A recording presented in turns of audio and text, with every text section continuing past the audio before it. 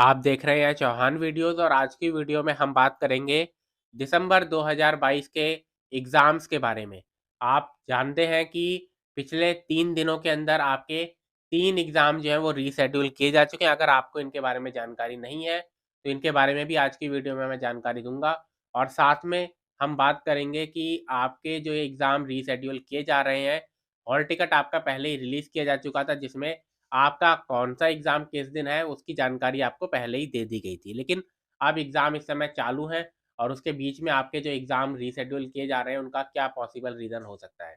तो आज की वीडियो काफ़ी इम्पोर्टेंट होने वाली है। आप इस वीडियो को पूरा ज़रूर देखें, अंत तक देखें।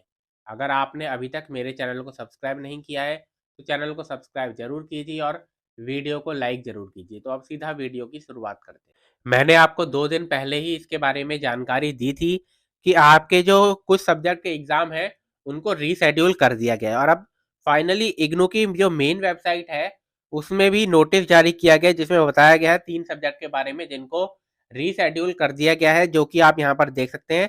अगर किसी को भी अभी तक इसके बारे में जानकारी नहीं है, तो वो यहाँ पर से जानकारी ले सकता है। MLII 104 ये कम्युनिकेशन इन्फॉर्मेशन के ऊपर एक सब्जेक्ट है, जो कि पहले 12 दिसंबर को कंडक्ट करवाया गया था। अब ये 5 जनवरी को होगा आफ्टरनून सेशन में। और BNS 042 या प्राइमरी हेल्थ केयर के ऊपर सब्जेक्ट है, जो कि 13 दिसंबर को आफ्टरनून सेशन में हुआ था। अब ये 5 जनवरी को मॉर्निंग सेशन में होगा। और BPCC 110 जो कि आपका 12 दिसंबर को हुआ था, अब ये होगा आपका 6 जनवरी को मॉर्निंग सेशन में। तो जितने भी स्टूडेंट है जिनका ये कोर्स है, जिनके ये सब्जेक्ट है, जिसका एग्जाम देने वाले हैं आप, तो नया हॉल टिकट जो है वो डाउनलोड कर लीजिए। हॉल टिकट का लिंक आपको डिस्क्रिप्शन बॉक्स में मिल जाएगा। नए हॉल टिकट में नई डेट्स आपको देखने को मिलेंगी। अब क्या आगे भी और भी सब्जेक्ट के एग्जाम रीशेड्यूल किए जा सकते हैं या फिर नहीं, और साथ में ये एग्जाम जो है वो रीशेड्यूल क्यों किए जा रहे हैं। पिछले कुछ दिनों में एग्जाम जो होता है रीशेड्यूल करने के काफी सारे कारण हो सकते हैं। एग्जाम को रीशेड्यूल या कैंसिल करवाने के काफी कारण हो सकते हैं। उसमें अगर कुछ मेन या पॉसिबल रीजन की बात करें, एक तो ये होता है कि मान लीजिए कि अगर आपका कोई पेपर लीक हो गया किसी सब्जेक्ट का, या फिर कोई चीटिंग वाला केस पकड़ा गया। 2019 में ऐसा हुआ था, जहाँ पर BCA का शायद पेपर था और वो उसका पेपर लीक हो गया था, जिसकी वजह से उसको रीशेड्यूल किया गया था।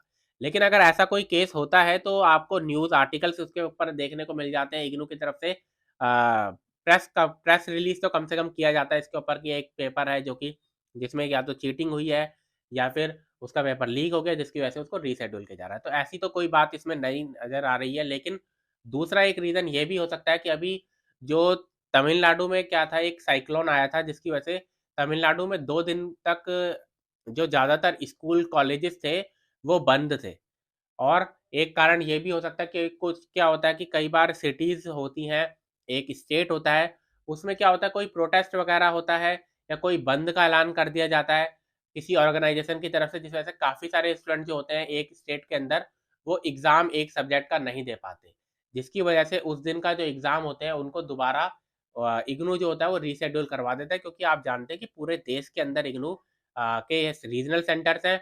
कश्मीर से लेकर आपके तमिलनाडु तक एक ही दिन के अंदर एक ही सब्जेक्ट का एग्ज़ाम होता है। अगर एक सब्जेक्ट है जिसका एग्ज़ाम अगर 5 जनवरी को होना निश्चित हुआ है, तो कश्मीर में भी उसी दिन होगा, उसी टाइमिंग पर होगा और साथ में तमिलनाडु, केरल, बंगाल, असम हर जगह एक ही दिन और एक ही टाइमिंग पर होगा। लेकिन ऐसा हो सकता है कि किसी स्टेट में उस समय कोई भी कारण हो जिसकी वजह से स्टूडेंट्स जो हैं बड़े पैमाने पर एग्ज़ाम उस सब्जेक्ट का ना दे पाएँ, तो ये कारण हो सकता है कि उसका एग्ज़ाम जो है वो रीशेड्यूल कर दिया जाए। तो ये कुछ पॉसिबल रीज़न है, या तो किसी सब्जेक्ट को का पेपर लीक हो गया हो, कोई चीटिंग इस तरीके की पकड़ी गई हो जिसकी वजह से एग्ज़ाम को रीशेड्यूल करवाना पड़े, या फिर आपको जानते हैं कि साइक्लोन आया था, जिसकी वजह से तमिलनाडु में स्टेट लेवल पर छुट्टियाँ थी काफ़ी सारी, जिसकी वजह से हो सकता है काफ़ी सारे स्टूडेंट पेपर ना दे पाए हों, जिसकी वजह से एग्ज़ाम को रीशेड्यूल किया गया हो पिछले 2-3 दिन का।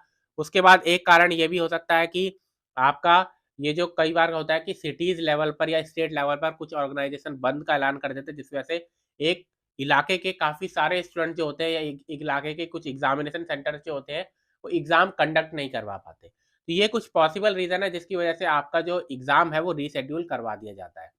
अब एक चीज़ और है कि क्या आगे भी इस तरीके का एग्ज़ाम रीशेड्यूल किया जा सकता है और सब्जेक्ट का या फिर नहीं?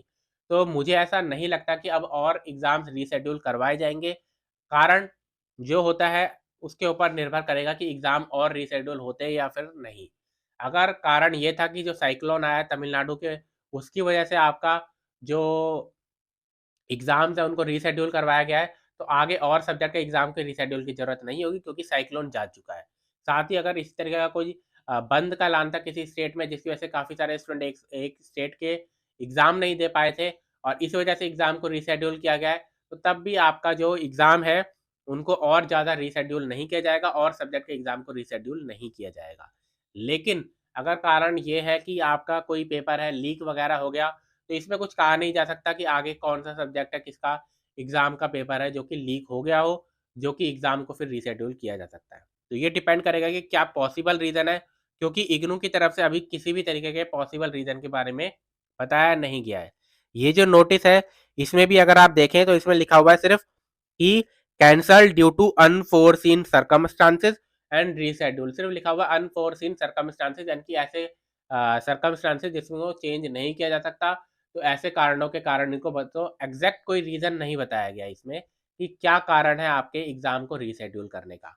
इस समय ये 3 एग्ज़ाम जो है जिनको रीशेड्यूल किया गया है और ये पॉसिबल रीज़न है, इनके आधार पर ही तय होगा कि आगे और किसी सब्जेक्ट को रीशेड्यूल किया जाता है या फिर नहीं। अगर आपने आपके इनमें से कोई भी एक सब्जेक्ट है तो आप दोबारा अपना हॉल टिकट डाउनलोड कर लीजिए और बाकी जितने स्टूडेंट हैं वो भी एक बार अपना हॉल टिकट को चेक कर सकते हैं कि उनके हॉल टिकट में तो कोई बदलाव नहीं किया गया।